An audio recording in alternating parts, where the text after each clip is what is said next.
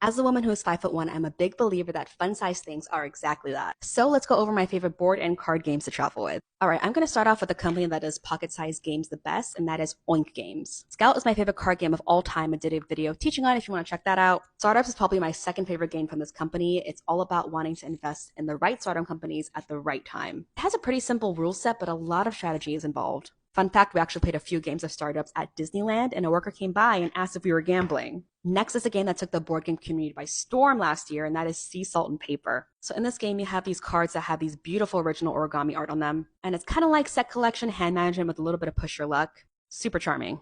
Now these two are some of the best, most well-known card games, probably in mass market, and that is The Mind and The Game. You just lost, by the way. The Mind is truly such a unique game. It's fully cooperative. You have a deck of cards numbered 1 to 100, and each round, players get a set number of cards equal to the number of round that they're in. So if we're playing round 3, each player is going to get 3 cards. Now, your goal as a group is to put these cards in ascending order, but without speaking or trying to indicate what numbers you have.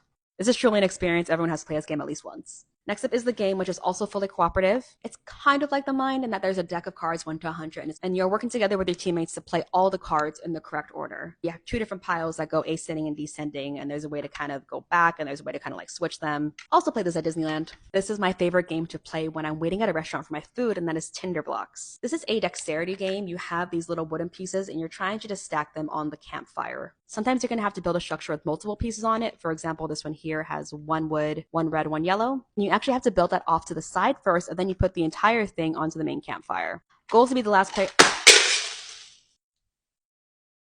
Next, we got the Infinity Gauntlet, a love letter game. So if you've ever played Love Letter, this is a Marvel-themed version of that. This is the one versus many game, so you have Thanos against all the Avengers. Comes in a cute little pouch, too.